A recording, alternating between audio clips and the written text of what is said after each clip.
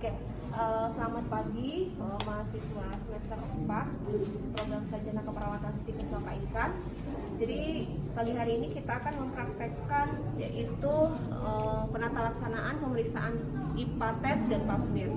Dimana kita ketahui bahwa pemeriksaan ini adalah menjadi screening atau deteksi awal pada kejadian kanker serviks. Di mana kanker serviks ini merupakan kanker yang sering terjadi pada perempuan di Indonesia, ya. Nah, sebelum kita nanti ke pasien atau kita akan mempraktikkan, kita perlu sekali memperhatikan yang namanya kebutuhan atau identitas serta syarat-syarat yang harus dilakukan sebelum melakukan IPA tes atau pap smear, ya. Jadi syarat yang pertama itu adalah perempuan tidak boleh melakukan hubungan seksual, ya, minimal 2 kali 24 jam sebelum melakukan pap smear maupun IPA tes. Yang kedua, perempuan tidak boleh dalam kondisi haid. Terus yang ketiga, ibu hamil boleh melakukan, tetapi lebih dianjurkan pada awal kehamilan. Nah, itu adalah syarat-syarat. Kemudian selanjutnya adalah kita akan langsung masuk kepada tahap pelaksanaan dari IPA tes atau pap smear. Nah, yang pertama dilakukan adalah tahap prainteraksi, di mana tahap prainteraksi itu adalah tahap kita untuk melihat atau mengidentifikasi bahwa pasien ini memang membutuhkan pemeriksaan pap smear maupun IPA tes. Yang pertama dilakukan adalah pemeriksaan identitas pasien, usia pasien, riwayat pernikahan, kemudian keluhan serta kebutuhan dilakukannya pemeriksaan IPA tes maupun pap smear. Setelah itu kita periksa atau kita lakukan, ya, untuk tahap prainteraksi kita juga akan menyiapkan alat-alat bahwa benar pasien atas nama Nyonya A akan dilakukan IPA tes, ya. Jadi di sini alat-alat yang disediakan itu yang pertama adalah adanya, ya, ini apa namanya Bayu? Perlak ini bertujuan untuk nanti diletakkan di bawah untuk mengurangi paparan cairan kemana-mana. Terus selanjutnya ada apa Bayu? Ada untuk sarung tangan. Oke, gloves bersih. Kemudian ada juga gloves steril. Selanjutnya ada duk bolong, ya. Setelah itu, ya, ini ada pinset chirurgis. Kemudian ada preparat, ya. Ini untuk melakukan pap smear. Kemudian di sini ada untuk mengambil cairan di vagina atau di cervix, ya. Selanjutnya ada, ini tidak diperlukan, hanya diperlukan ketika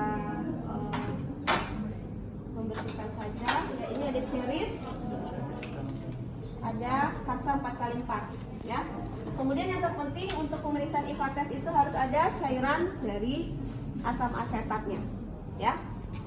Oke, selanjutnya itu ada comb, ya.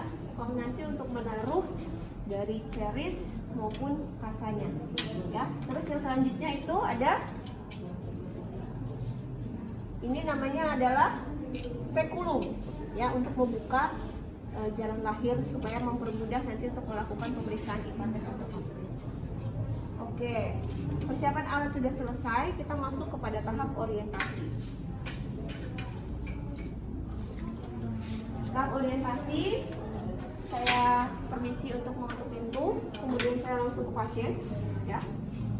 Selamat pagi Ibu.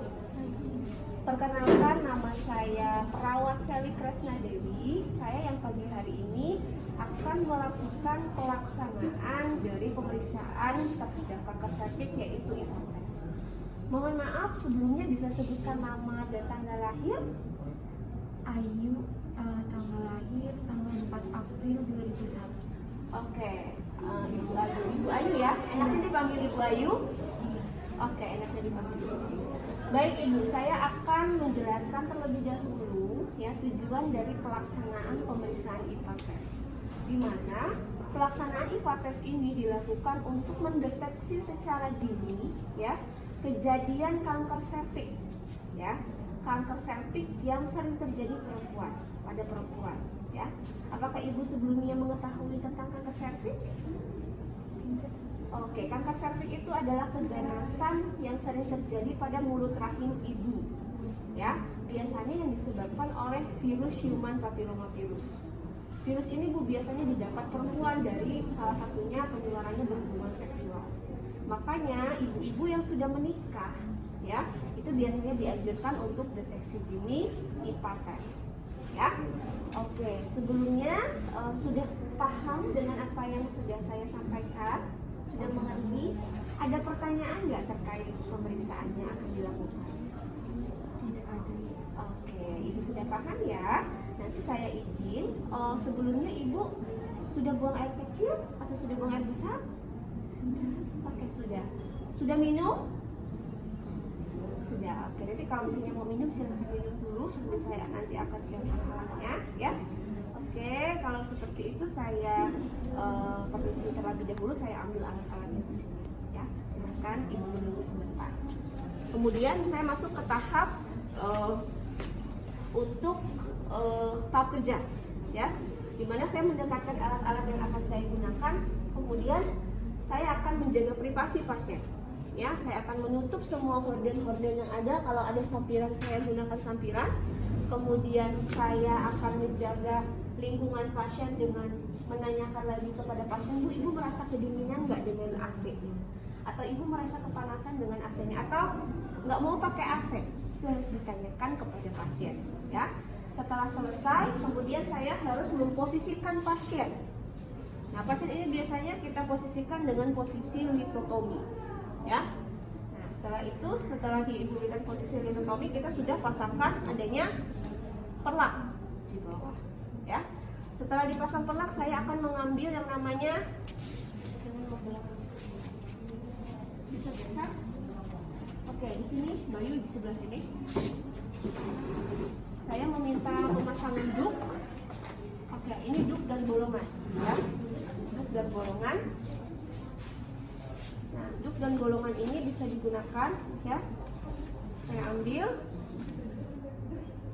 Nah, kemudian kita pasangkan pada ini biasanya karena harusnya ada kakinya, ya.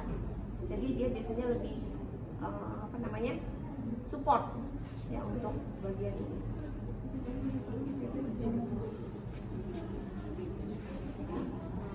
Setelah dipasang duk, ya, saya akan mempersiapkan ibu untuk membersihkan terlebih dahulu area permukaan dari vaginanya, ya. Saya membutuhkan ceris. Oke, cerisnya dibuka. Cerisnya dibuka.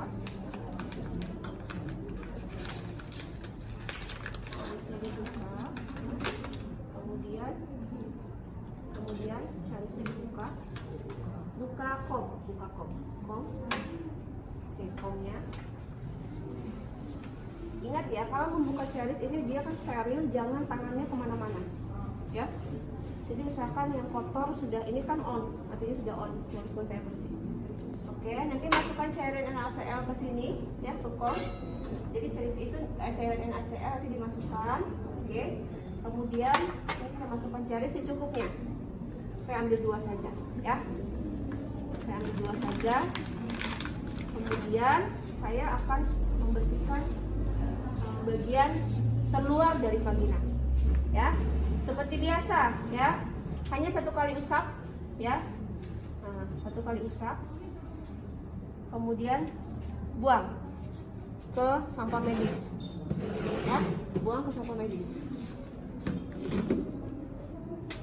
Ini bisa didekatkan ke arah saya, atau bisa juga nih ada sampah medisnya sudah disediakan di sini, ya. Kemudian saya bersihkan lagi bagian sebelahnya, ya, itu dari hanya sekali usap. Jadi tidak boleh berulang-ulang kali karena masih sisi-sisinya sini bagus. Itu tidak boleh, ya. Jadi hanya sekali usap saja, buang, ya. Setelah itu nanti melakukan IPA test atau papsil ini adalah memang dilakukan oleh tenaga kedokteran. Tapi kita bisa diberikan delegasi untuk melakukan ini. Ya, sudah selesai. Selanjutnya saya akan mengganti handscoon saya dengan handscoon steril. Ya, asisten siap alat.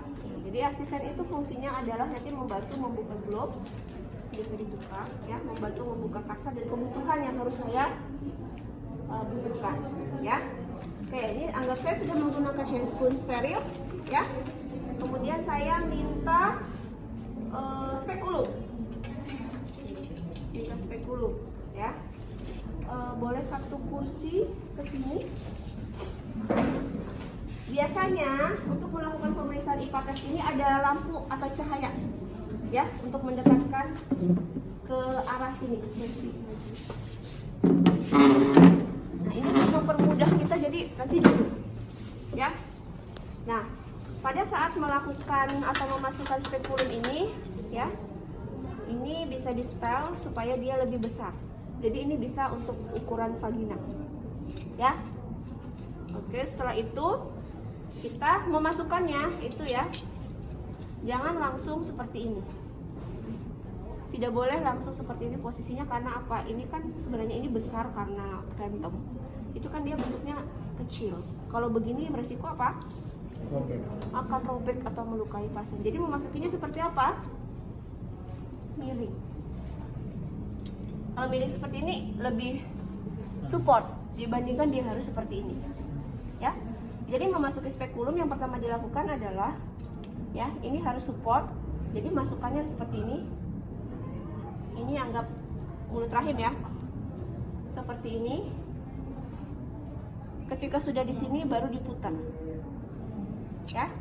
Ketika itu sudah diputar, ini bisa kita sesuaikan mau sebesar apa untuk kita melihatnya. Biasanya kita buka lagi sesuai, misalnya, nah kayak gitu baru kelihatan rahimnya. Terus ini bisa kita kecakan, ya, dikecakkan supaya dia nggak gerak-gerak, jadi nggak turun, nggak itu. Terus yang ini juga, ini hanya sebagai untuk membuka mau selebar apa di dalamnya, ya. Kalau saya kan cervix juga ada yang berbeda-beda tiap individu, ya. Udah kelihatan kan? Udah. Nah, ini biasanya ditaruh begini pun itu bisa, ya.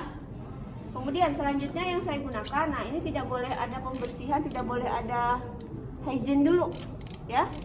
Saya langsung membutuhkan lidi atau cotton. Kemudian ini harus diberikan cairan asam asetat terlebih dahulu. Cairan asam asetat dibuka kemudian dimasukkan ke sini, ya. Sudah. Setelah itu ini langsung saya usap di bagian serviks. Cara ngusapnya gimana? Semua permukaan serviks itu harus diusap dengan cairan asam asetat, ya. Diusap secara keseluruhan, ya. Sudah dapat cairan asetat, tunggu dalam waktu 1-2 menit. Nanti akan kelihatan serviksnya langsung berubah. Kalau dia hasilnya negatif, tidak akan ada perubahan pada serviks. Tapi kalau dia nanti positif, itu biasanya, pernah lihat nggak sih yang kayak di jamur yang warna putih-putih pada vagina, pada serviks? Itu biasanya hasilnya ke positif, ya. Paham sampai di sini?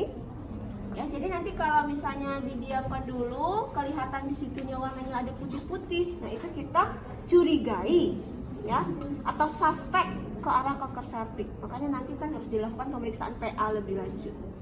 Ini untuk IVA test, mudah. Nah, sekarang kita coba untuk pemeriksaan pap smear. Pap smear sama menggunakan ini juga, ini kita buang misalnya, ya. Ini beda pasien. Sama kita gunakan lidi, ya. Kemudian siapkan preparat. Oke, siapkan satu preparat, ya. Oke. Ini sama. Kita sapu atau kita usap seluruh permukaan dari serviks, ya. Permukaan dari serviks kita usap. Nanti biasanya di sini ada lengket cairannya, ya. Nah, biasanya cairannya ini, ya, kita taruh di preparat ini, ya. Nah, nanti preparat ini akan langsung diidentifikasi. Karena kita hanya cara untuk mengambilnya saja. Ya. Oke, paham ya sampai situ ya? Hanya itu saja bedanya. Satunya langsung kelihatan, satunya harus spesifik di preparat lagi sesuai dengan tadi penjelasan dari Arya. Ya. Oke, setelah selesai. Nah, habis ini kalau mau membersihkan itu boleh. Ya. Tapi kalau dia positif, saya tidak menganjurkan untuk membersihkan karena beresiko akan terjadi komplikasi. perdarahan. Ya. Tapi kalau dia hasilnya negatif, IVA test boleh sekaligus hygiene. Ya. Caranya tadi saya minta lagi misalnya cherisnya, boleh cherisnya, asisten cheris. Cheris, ya boleh menggunakan itu.